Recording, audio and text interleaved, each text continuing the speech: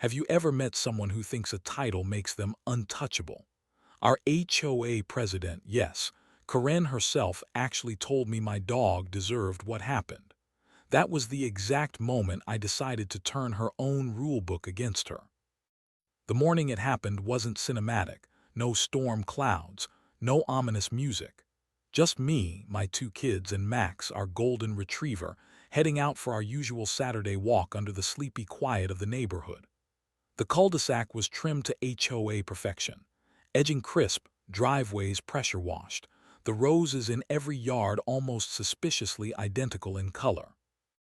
Our HOA president, Karen McDougal, yes, the neighborhood Karen, liked to say, uniformity is unity. I used to roll my eyes, half-smile, and let it slide. But that Saturday morning, that phrase would come back to me in an entirely different tone. Max trotted happily, tail waving like a flag. The kids ran ahead, laughing. My guard was down until I heard the engine. A white Lexus creeping too close to the curb, the morning light flashing off its chrome grille like a warning sign. It was Karen's car, of course. She'd been on a power trip lately, firing off HOA fines for imaginary offenses. A decorative flag that was apparently too large, a toy left in the yard visible from the street, trash cans out too early. She had sent us 3 warnings in a single month. By the way, if you like true homeowner revenge and justice stories that spiral from petty to unbelievable, subscribe now before this one takes its first twist. But to her it wasn't personal, it was policy. Or so I thought. The Lexus idled behind us longer than any normal driver would. I glanced over my shoulder, gave a polite wave to signal we were moving aside. She didn't wave back. She just revved the engine. The kids stepped closer to me, and before I could tug Max's leash, the dog darted across the little patch of lawn to sniff, of all things, her mailbox post.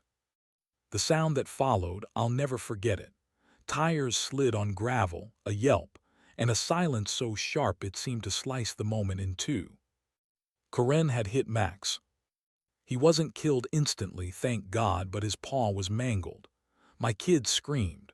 I rushed to scoop Max up, hands shaking, trying to wrap him in my jacket while yelling for help. And Karen, she got out of her car, sunglasses on, perfectly composed, and said, "This wouldn't have happened if you kept your dog within HOA common path restrictions." No apology, no shock, just a rule citation while my dog bled. That was the first time in my life I felt something snap inside me, a kind of calm fury, the kind that doesn't scream. It just decides.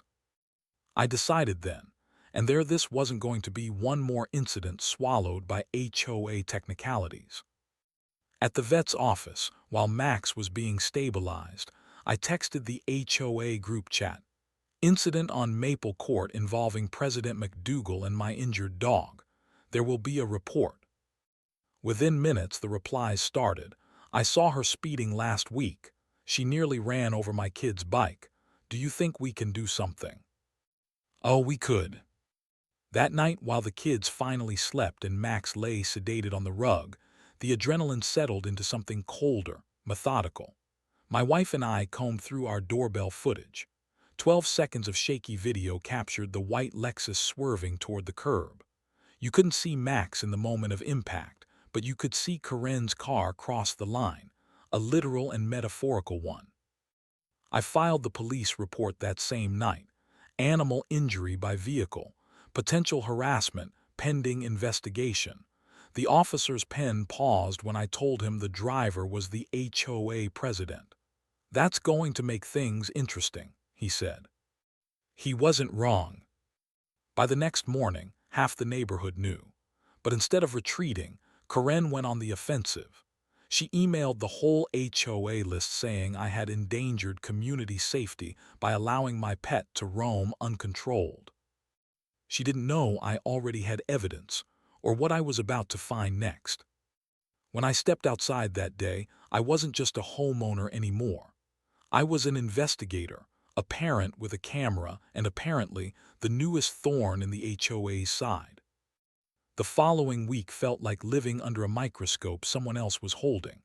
I wasn't just fighting for Max. I was fighting through the fog of HOA bureaucracy that Corinne had built like an empire. Every morning came with a new email reminder from her: leash lengths, dog walking zones, acceptable barking hours. My mailbox even received a written violation notice citing animal-related interference with vehicular traffic. Translation: you made me hit your dog. But the more she pushed, the more I dug. My first stop was the community security booth. The guards liked my kids. We'd brought them Christmas cookies last year. I asked if the cameras at the entrance caught footage that morning. They hesitated. HOA rules meant footage requests had to be approved by, you guessed it, the president herself. But one of the guards, a guy named Lewis, leaned in close and whispered, "Check the landscaping cam near lot 14. It's maintenance controlled, not HOA controlled." And that was my first real break. That grainy footage showed Corinne's white Lexus rolling off the curb directly toward where the sidewalk bent. You couldn't see Max. He was too low, but you could see the trajectory. No swerving away. No braking until after. It wasn't proof of intent, but it was proof of recklessness. Enough for a detective to care. So I called Officer Berman, the same one who took my initial report. He agreed to log the new evidence and said something that almost sounded like encouragement. "Once you've got patterns, emails, witnesses, anything that shows malice or retaliation, call me. Harassment cases hinge on persistence." The word persistence stuck in my ears like an anthem. That afternoon, I sat down with my laptop and started a timeline. Every fine, every email, every time Corinne showed up uninvited at someone's driveway pretending to inspect landscaping standards. And then came the messages. Neighbors started sending me their own run-ins. One wrote, "She keyed my teen's car after a pool party, said it was improperly parked." Another, "She had my fence repainted beige because non-compliant taupe shades aren't allowed." One resident even swore they saw her taking pictures of trash bins at night. I realized Corinne's rulebook wasn't about community. She was using it as a weapon. The more I read, the steadier my anger became. This wasn't just about Max's paw anymore. It was about someone who'd turned neighborly order into tyranny dressed as policy. That night, I reached out to a local attorney named Jordan Graves, someone our vet had quietly recommended. Jordan specialized in property rights disputes and, best of all, had that kind of calm that made even a courtroom feel like a chessboard. We met at a quiet coffee shop off the highway. I laid out everything: photos, footage, printed HOA bylaws with fluorescent sticky notes. Jordan flipped through them with practiced patience. "She's abusing her position," he said finally. "If we can show she's acting outside HOA mandate, targeting residents, falsifying citations, you can file a restraining petition and possibly force an emergency member recall." He smiled faintly. Nothing scares a bully like paperwork pointed back at them. And he was right. We set up a plan.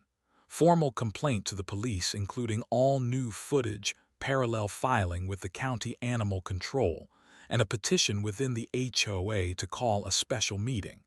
But before pulling the trigger, Jordan had one more brilliant idea. "Install trail cams on your property lines," he said. "Cheap ones, hidden. If she's watching you, let's see who's really violating boundaries." Within 3 days, I'd become the suburban equivalent of a spy. Little black trail cams tucked by the mailbox, one disguised in the flower bed, another facing down the alley. 2 nights later, they paid off. At 11:43 p.m. motion alert. I opened the camera feed from my phone. There, clear as daylight, stood Corinne, wearing a reflective vest, clipboard in hand, filming my front yard. She crouched near our trash bins, took pictures, then aimed the camera straight at my front window. This wasn't enforcement, this was obsession. The next morning, I texted Jordan the footage. His reply came in less than a minute. "Perfect. Now we set the trap." And that marked the shift, from reacting to strategizing. Corinne thought she had the upper hand with her bylaws and board titles. She didn't realize I now had the law and a very patient lawyer on my side. The countdown to the sting had begun. Jordan called it the sting, but to me, it felt more like an exorcism, finally driving out the ghost of Corinne's power that had haunted every neighbor in that pristine subdivision. That Tuesday evening, the HOA clubhouse was packed. Half the residents came out of sheer curiosity, the other half came for blood. Word travels fast when the president of the HOA is accused of harassment and reckless endangerment on home turf. I came armed with a folder so thick it looked like a college thesis, timestamps, footage, witness statements, police report numbers, even a printed spreadsheet titled Incidents of HOA Overreach by K. McDougal. Jordan sat beside me, calm as ever, sipping water like this was a routine Tuesday. Corinne strutted in late, tension trailing behind her like perfume. She scanned the crowd, smirked, and said to the board secretary, loudly enough for everyone to hear, "Let's get this circus over with." The board meeting began with the usual formalities, minutes, budget notes, new shrub height regulations, as if nothing explosive was about to happen. But when the moderator announced, "Next item, neighborhood inquiry regarding President McDougal," the murmurs erupted. Jordan stood first. "We'd like to present video evidence regarding the incident on Maple Court and a pattern of retaliatory HOA actions taken since then." The lights dimmed, the projector flickered on. The first clip rolled, the entrance cam showing her Lexus climbing the curb. Gasps rippled through the room. Corinne crossed her arms, unmoved. Then came the second clip, the one from the hidden trail cam. There she was, caught in full color, skulking around my trash bins at midnight with her phone out. Someone in the back whispered, "What the hell?" Jordan cleared his throat softly. "Ladies and gentlemen, this footage was obtained legally from the complainant's property. It directly contradicts HOA Code 7.3. No board member shall trespass or conduct unauthorized surveillance on private lots." Corinne's mask cracked. That's taken out of context," she protested. But then Jordan nodded to me, and I cued the next slide. A printed copy of her email labeling Max as a dangerous roaming animal. The date stamped just 2 hours after the police report had been filed. "This," Jordan said, "is retaliation, and under the HOA's own bylaws, it's grounds for removal from office." The silence that followed wasn't just quiet, it was absolute. The kind that falls when people realize a regime has ended. Then, of course, came her breaking point. Corinne slammed her notebook shut, stood, and burst out. "You all think you're so perfect. I kept this neighborhood in line while you let your kids run wild and your lawns turn into jungles. If I hadn't done it, no one would have."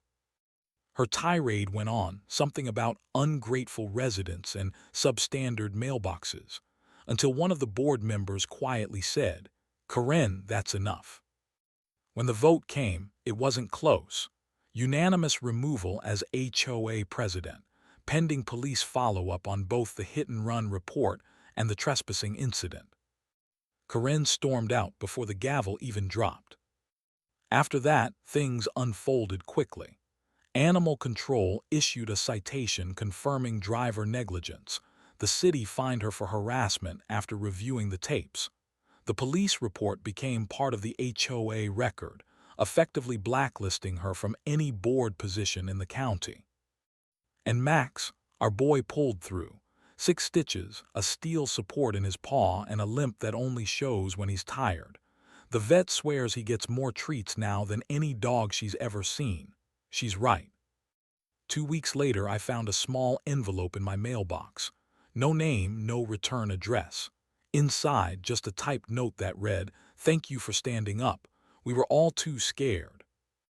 I pinned it on the fridge next to Max's latest vet bill, a quiet reminder that sometimes the smallest battles, those fought on quiet streets over petty power and bent rules, are the ones that restore more than order. They restore dignity, community. Our new HOA president, a soft-spoken retired teacher, reinstated the annual block party and repealed half the arbitrary rules Karen had written. You could actually hear laughter from front yards again. Sometimes I catch Max lying in the sun near the very curb where it all started, paw heeled, eyes calm, as if he knows the peace we fought for. And every time a car passes just a little too fast, I glance at my porch camera and smile, not from paranoia, but from knowing that bullies, no matter how official their titles, always trip over their own power when the light finally hits them.